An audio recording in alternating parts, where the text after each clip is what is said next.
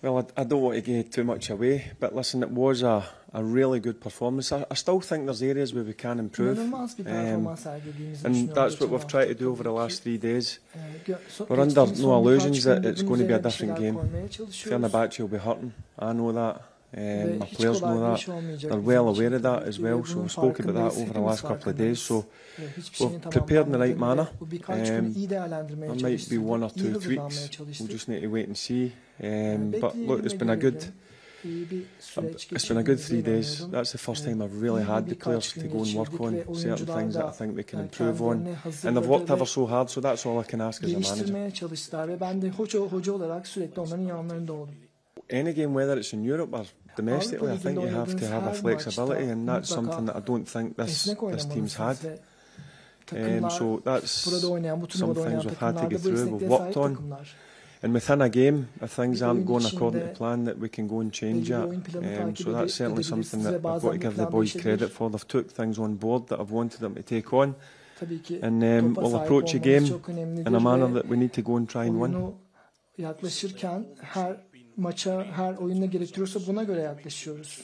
Well, they've got to have a different mindset. That's been a big issue. They know that. I'm not going to sit here, and I think you all know that as well. It has been an issue at times throughout the season, and that's something that I'm tasked with trying to change, and I'm working ever so hard to do it, and so the boys as well. So they're taking everything that we're giving them on board, and what I've seen in the last 3 days, it's certainly going well. See if you get this place rocking.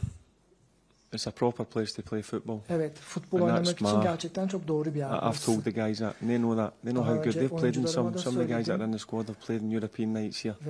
And when you go out with a certain attitude to play the game, there's no better place to play football.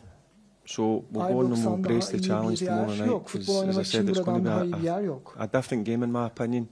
But we need to stand tall, and we need to go head to head with Fenerbahce, because they'll come and they'll go for us. So we need to be strong in the mind. But I certainly believe, that I'm hopeful that they've come through the session today. Okay.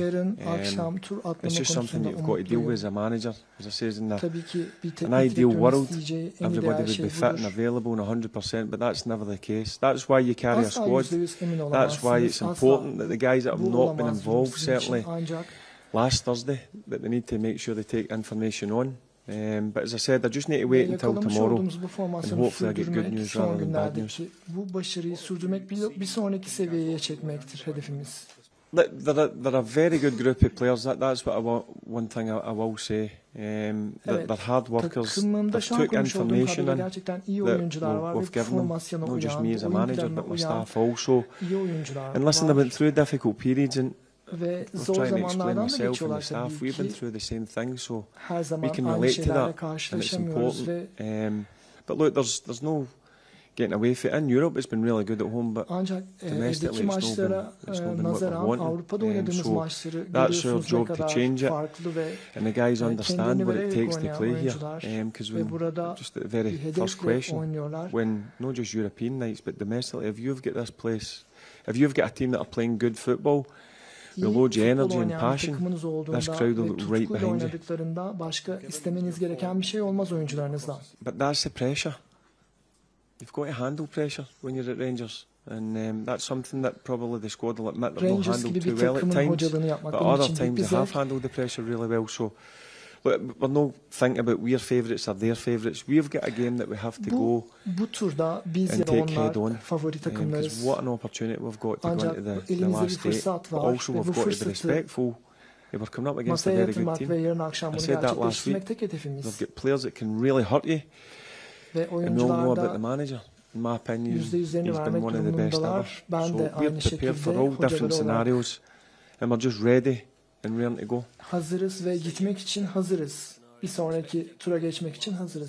Yeah, but listen, I expect them to come for us, because they're 3-1 down. There's no doubt about that. So we're prepared for that. And they've got guys, as I said, that can hurt you. For the wide areas, they like to get balls into the box. So back two, or my back three, or back five, whatever it's going to be, need to be prepared for that and ready for that.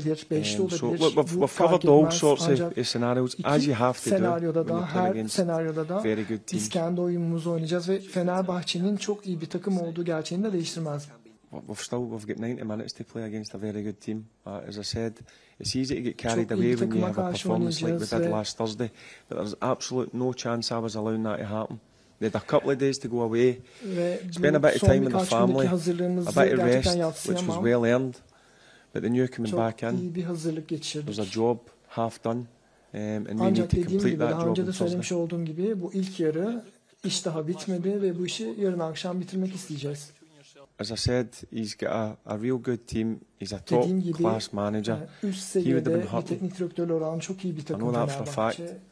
And you'll see a different Fenerbahçe here tomorrow night. There's no doubt about that. And as I said, we have worked the last 3 days on different scenarios that I think will happen within the game. And we just need to wait and see what happens come 8 o'clock. But I've got every faith in my group of players. Ancak ben oyuncularıma, bütün kadroma inancımı sürdürüyorum yarın akşam için.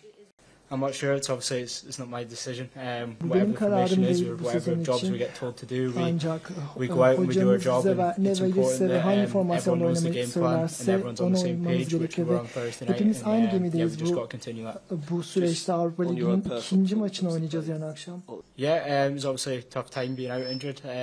But for me, I tried to look at the positives and what I can improve as a player. I went away and done that in different aspects of my game, which I could try and improve. And obviously, yeah, look forward to the next few months, the last few months of the season, and hopefully I can do all I can to keep myself in the team and keep improving as a player. Yeah, definitely. As I say, it was a good performance, but the game's done now. We're on to the second leg now, and we know it's not done, as I've said. So yeah, we need to be better than what we were over there. We expect Fenerbahçe to come over. They're a top side, so we respect them, and we've got to make sure that we're on the ball tomorrow. The manager himself said there's been problems at Ibrox. Yeah, you've got to go and meet every game head on. You're at a big club, these are big matches, every game's a big match. So you've got to go out and apply yourself properly and make sure that you do all you can to get through the tie. Ve bu turu atlamak istiyorsanız işinizi ciddiyetle yapmalısınız. No, not at all. You go out there tomorrow with confidence and you look to get through to the next round. That's all that our team's focused on. Every single one of us are focused on getting through to the next round, and that's the only thing that we need to care about. Yeah, it was great. Obviously, every game in Europe, you're always playing against top quality players, and it's nice to challenge yourself in games like that. And yeah, like just go out and play football. That's what you've got to do. And you've got to go and win matches, and that's all that is in my head. To be honest, it's not who I'm playing against. It's what I can do to help the team, and what we need to do every game is win matches, and that's an important thing for me. Barry made. Yeah, he's obviously been a top player himself, and it's great to learn off him and pick up every little bit of advice he's got for me and try and help improve myself. Ve kendisi de takımı geliştirmek için her gün üzerine bir taş daha koyabilmek için elinden geleni yapıyor. Yeah, him and all the staff have been great. They've been writing about the boys, and it's been really clear messages we've had going into the games. And yeah, no, they've been brilliant. I can't speak highly enough of. Yeah, you've got to play well. You've got to keep yourself in the team. That's down to me. That's down to nobody else. Obviously, it was great that I was in last Thursday after being injured. It was a positive. But as I say, it's down to me to keep myself in the team, and it's nobody else. Takım olarak hareket etmemiz gerekir.